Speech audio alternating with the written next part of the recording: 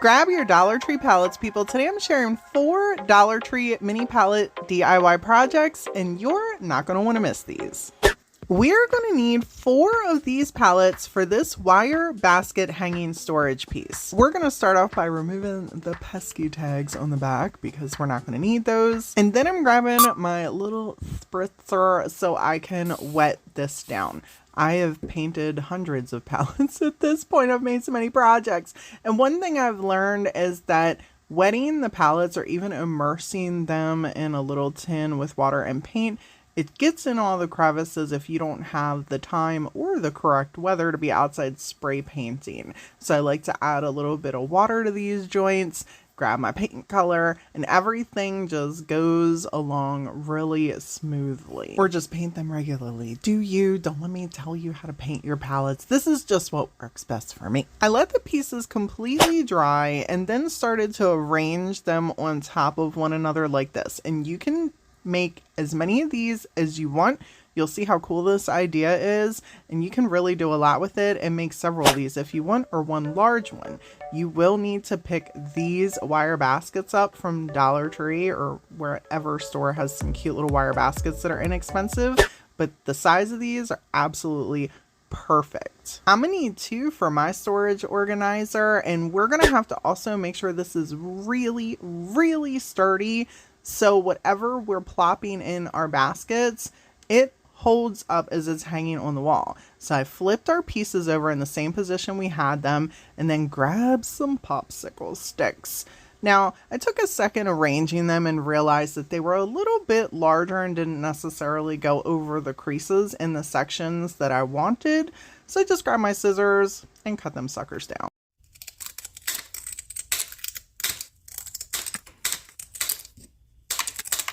Now it's time to bring in my favorite wood glue to apply on here so we have a nice long lasting hold.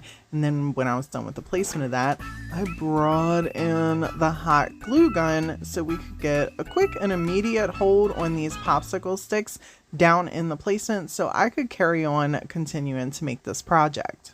And I want to cut real quick to a quick little craft hack. If your glue stick is running out in your glue gun and you did not know about this, heat up the end of one of your new glue sticks with a little smoosh of glue and then insert it in the back so this way it glues to the old stick and allows you a continuous flow of hot glue without having to hold on to the back of the new stick.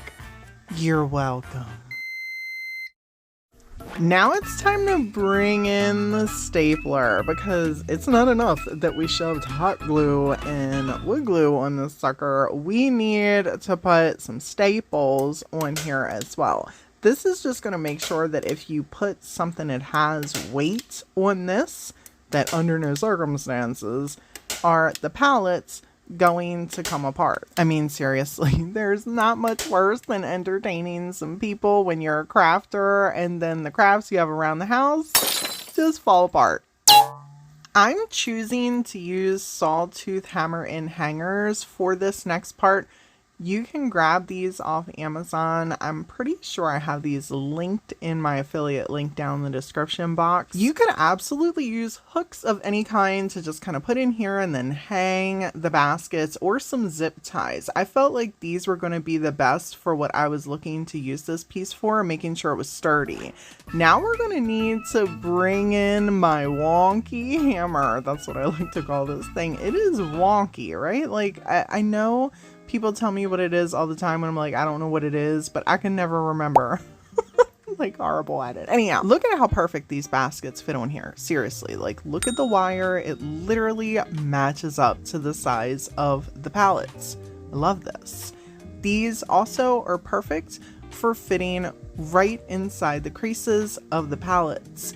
And the hammer tooth hangers, they fit gingerly over top of the gap, ensuring that our wire basket is not going to pop out here.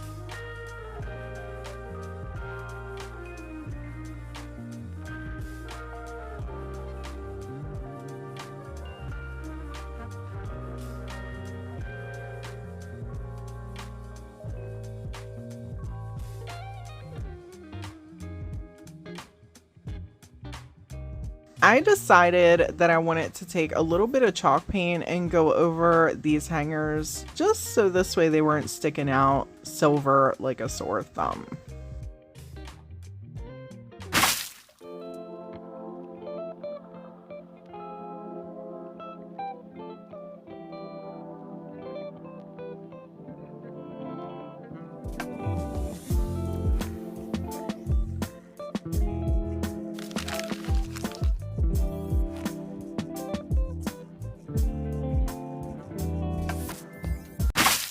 For this centerpiece, you're going to need 3 of these palettes, and you can paint them whatever color you want. For this project, I'm going to leave them neutral so they match these little chalkboard houses I grabbed from Dollar Tree. To attach the pieces, I'm going to use my favorite wood glue, and people, this project, it only took me a few minutes. I used the hot glue in opposite sections of where I had the wood glue and then attached the first piece at the bottom. And then I did the same thing to the sides, and I made sure to flip the pallets so they were backwards and we could see the wood pieces on the sides pop out.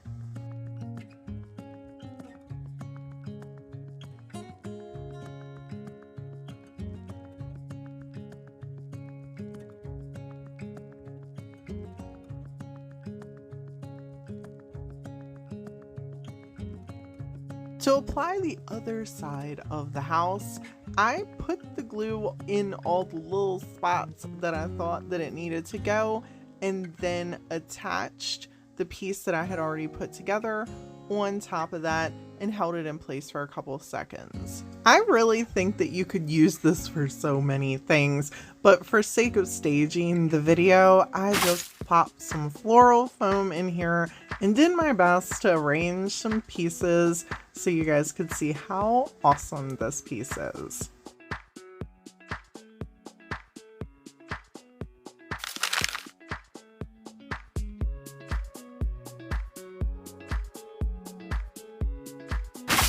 You're going to need 6 of these pallets for this easy wall shelf. Remove those pesky stickers because we're not going to need those. And then bring on in the stapler. I'm going to use the stapler to attach the top part of the shelf and the bottom part of the shelf so I have a more secure hold than just some glue sticking between the 2 pieces, praying they are staying held together, and having popsicle sticks show through as an added joint to bind them. For the sides though, I am going to take hot glue and wood glue and attach the top and the bottom piece with a stapler as well. So this way the sides are really secure, so if we add weight onto either section, it shouldn't fall apart. On a normal, I'll add popsicle sticks just to ensure the pieces are being held together properly.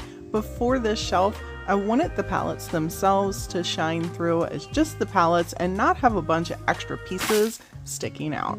I think this is really cool and really simple, and you can make this as large as you want. I honestly could only find these 6 pallets at my local Dollar Tree, so that's why my version is pretty small. For this hanging wall palette frame, we're going to need 4 of the Dollar Tree palettes, and I'm going to paint mine white. Feel free to paint yours whatever color you want. This is just going to make sense for the decorative art piece that I'm going to be putting on here, so I went with white. You can take this idea and remix it to whatever size you want and use more palettes or less palettes. I'm using 4 palettes because it's going to house a pretty design from my TDS Decoupage Paper line. If you guys did not know, a quick little plug, I do have a decorative decoupage tissue brand. It can be found at the DIYstruggle.com, and there's over 40 prints for you to choose from. To separate the design I chose, I'm going to use a little bit of water on a paintbrush, and people, you can take this idea and remix it using whatever you want. You could use a regular photo for this idea if you want.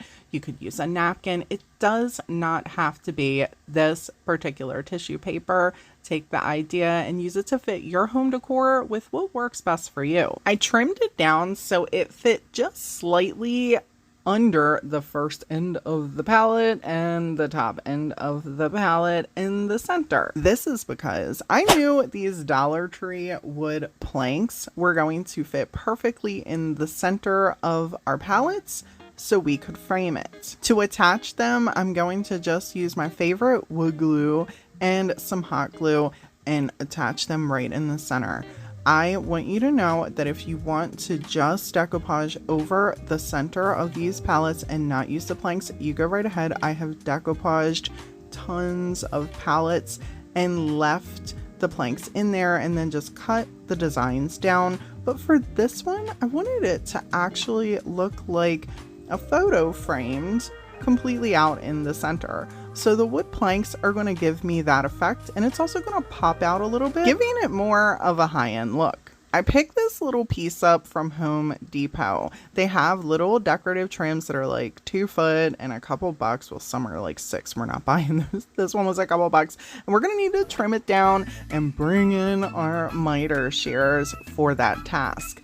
These are perfect for little pieces of wood like this. And I love the fact that we can make adjustments so we can create 45-degree cuts, which are perfect for meeting up in corners. And people, I know I'm making it look easy here, but it's not, especially when you're starting out. I'm just going to be honest. I've literally trimmed out houses and everything else with baseboards. Learning 45-degree cuts and getting them to meet up in corners, it can be difficult. So give yourself some grace and some patience and take your time doing this, okay?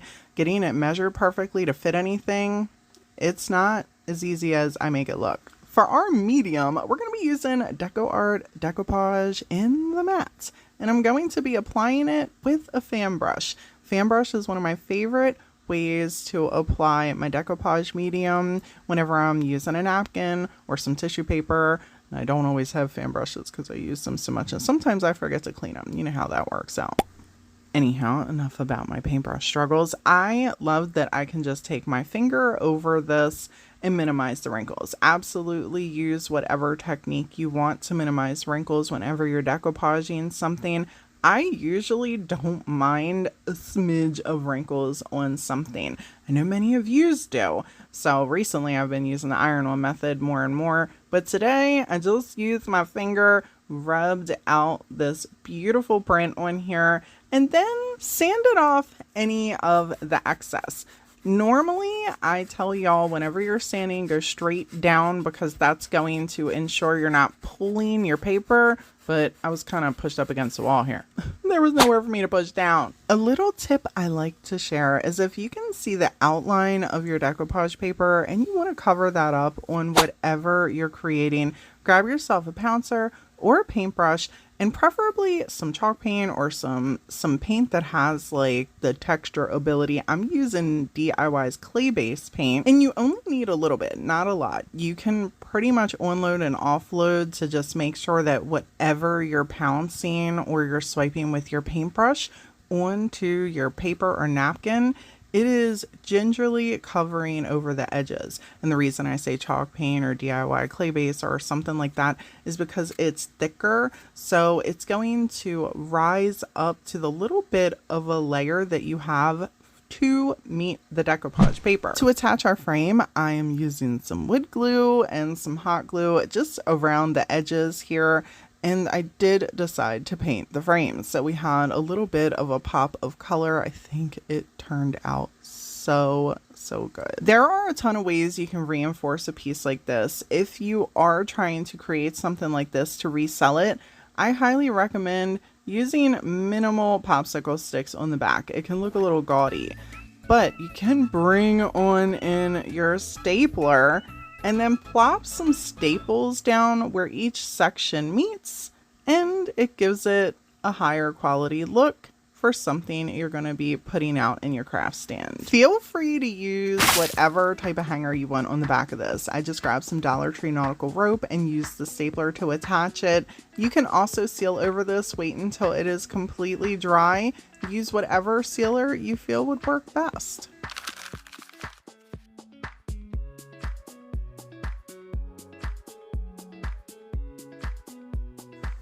As always, thank y'all so much for hanging out with me today, and until next time.